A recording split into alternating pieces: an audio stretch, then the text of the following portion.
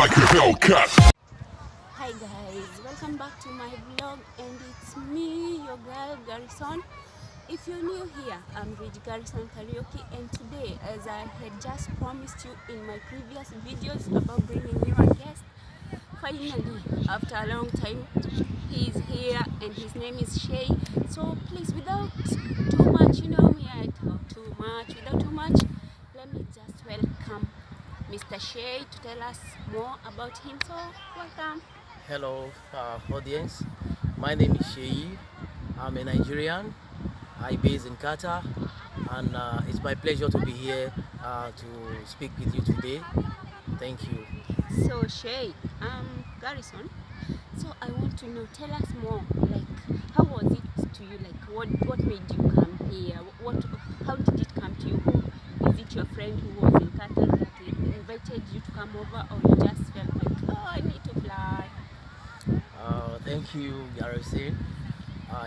We all know in life there is purpose for everything, and mostly we all like to seek for greener pasture. And initially, I I never planned to come to Qatar. I never planned to come at all, but so be it. I'm here today. But who told you about Qatar? Your friend, your mom, your dad? Actually, I didn't know much about Qatar. I didn't ask anybody about Qatar. But how comes you're here? When I got the information, I have a friend here, a childhood friend, a schoolmate. He was here before me, so he was the one who encouraged me to come to Qatar.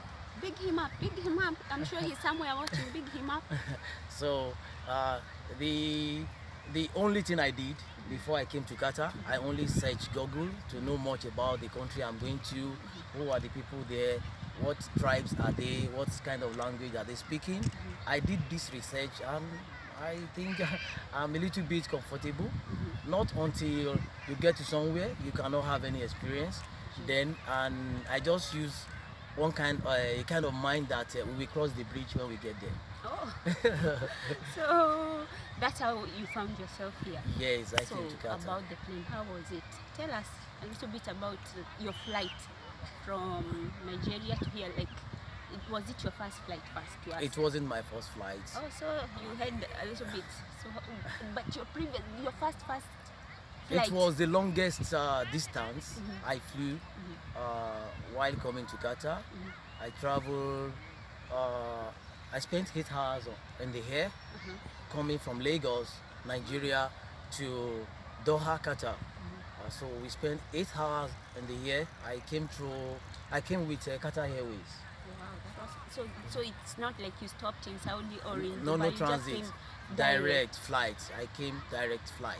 How was it? How did you find it? Like, what did you say more? What would you say about it? Was it nice? You had a little bit knowledge of the plane thing, or you were like, oh. Actually, the plane I came with was a very brand new one. Oh. It's a good one.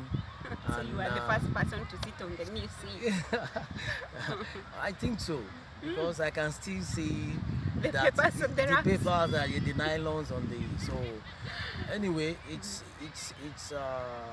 I never knew how the place I'm going is going to be, but while in the plane, my mind was I just focused on where I'm going. What you are gonna find. And yes. Did you since then, when you arrived now to Qatar, did you know the language they normally use, or you were just like, whatever I'm gonna find there, I'm gonna take the language? Yeah, like I told you before coming, I did my research on Google. I discovered this is an Arab country. They speak Arabs, and on getting to this place, I met some other nationalities, Indians, mostly Asians. We have more Asians here than Africans. So the people initially when I came, the people I associated with was Asians, the Indians. But everybody I discovered that everybody was trying to learn the Arabs, because you need to be able to communicate in Arab language in order for you to be able to work here. But thank God, I came from an English-speaking country, and thank God Qatar as a country to embrace English language for some of their official whatever. People like Yes, papers, documents. part of their official Language. language. Yes. So it's easier for you to like to understand each other. It's easier for you. Yes, I found it easy because most of them speak English as well. And my first place of work, when I came, we do everything with English, write in English, speak in English, and that makes it a little bit easier for me to adjust to this environment. Apart from all this, I know I've asked you too many questions, but I have a few to ask. Just allow me to ask you this one question. How do you find it? What would you tell a Nigerian, an African, or any other person who, anywhere in the country, in the world specifically, who is planning to come to Gulf at large, not just Qatar, Gulf at large? What would you tell them?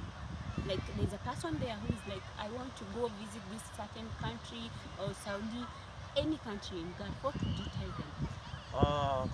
My advice to anybody at all from any part of the world who have it in mind to travel to Gulf countries is that we've had a lot of bad experience, ugly experiences from people about Gulf countries.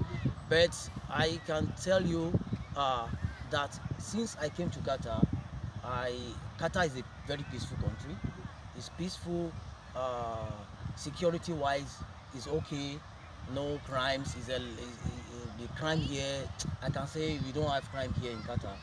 Qatar is good, and it depends on talking about working in Qatar. It depends on the type of visa you came with. It depends on that. It's good, but most especially when you are talking about Gulf country, Qatar is a good place to be. It's good so far you followed all the rules and regulations and the law of the land. You will not find yourself in any mess once you follow the rules and regulations. And another advice I will give other people out there is that just know your purpose of traveling. There is nothing we do in life without purpose. Know your purpose of traveling, and whenever you get to where you are going to, don't neglect your purpose. You might find yourself doing some other things in order to sustain to livelihood, but most important thing is that do not forget about your dream. Do not forget about your dream. What brings me here today, when I heard about you, Garrison, I know that the type of job you do here is not it's not your calling. True. But still yet, you never neglect your calling. Out of that tight schedule, you are still finding time to come out to do what you love doing most. True. To do that which you have passion for. True. And I believe that whatever you are doing today, contrary to what your gift, you understand me, they are just a passage. True. I know you get out of it. Like you told me recently, today is the first day I'm meeting with you physically. Yeah. So during the course of chatting with you, you told me about your books you are writing. I said, wow, this is a gift, that you are simply great, and I see you as a like-minded like me. I told you back at home in Nigeria, I do seminars for youth, young people. I go to street and ghetto places to tell them for them to discover the purpose in which God has created them for. So we shouldn't forget that. And not only the people that are coming, that are planning to travel, even most of us here presently, we have many people here in Qatar presently, they have forgotten about their dreams, simply because they are here and they started working and all that. Some are misbehaving, some are still, they just forget themselves. But don't forget yourself. That which you have passion for, don't forget about it. Work about it, no matter how tight it is. Like once you take a step, yes, the first step will lead you to the other. Then you get to exactly to your own. That's your desired destination. I'm really happy. Thank you. About this, and I don't know what more I can ask about this, but I'm grateful that you agreed to meet me and do this. Actually, for those who are planning to come and those who are already here, I'm sure any person who has been following me, once they hear this, it's going to help you out. It's all about the experience, and the plans and the things you need to do before and know before you plan out and you're like, yeah, I'm going to this certain country and all that. But before I leave, I still have one more question I'm gonna ask Mr. Shay.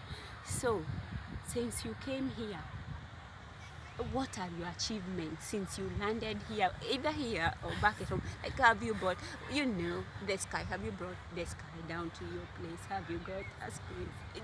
Not literally, like, what's your achievement? What?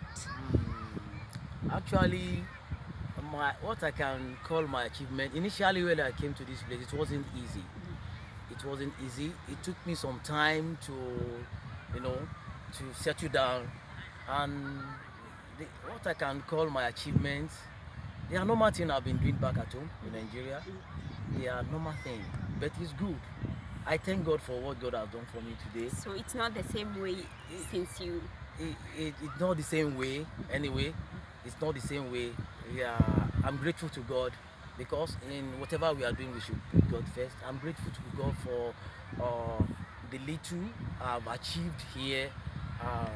I'm not behind, and I may not have been in the forefront, but and another thing I want to say before we round off is that maybe you are not satisfied with what we have furnished you about traveling, about coming to Qatar. You are free to ask questions. Yeah, maybe leave it down there on the below. comments.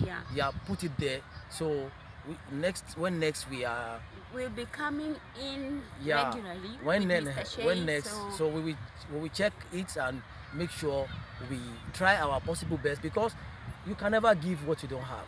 True. So with the little knowledge we have, we will share it with people out there.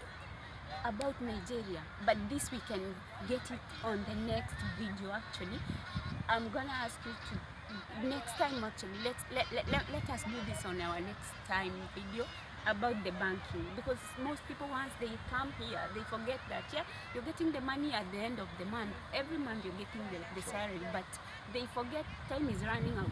Because if you have 2 years, if you continue, like, I get the money for this month, I do all the packaging I want to do, buy all this and this, and I'm not saving. At the end of that month, you've saved nothing. At the end of 2 years, you find most people, the 2 years have come to an end and they have nothing back at home or in their account here. They have nothing. I feel maybe next time, I know you're tired, it's late also, so I would actually plead with you to next time talk about, do you mind? I would love to come in. I would love it if you actually tell them about how to manage the money, where they can bank in your country. I'm going to tell them about my country. I'm from Kenya, so I'm also going to tell them. But that that's a wrap for today, so that you can take a rest. Thank you. And we are happy that you joined us. Thank you. Say goodbye to my video. Goodbye, audience. God bless you. See you. So guys, as we wrap up, do you have something to tell them? So far so good. I'm glad to be here today, and also I'm happy to be a blessing to the viewers out there. So what I will round up is that I bless you and see you some other time. Meet you at the top. Tell them to subscribe. Subscribe to the Garrison Squad. Likes us. Subscribe. Thank you. Bye bye. Be Bye. blessed. See you.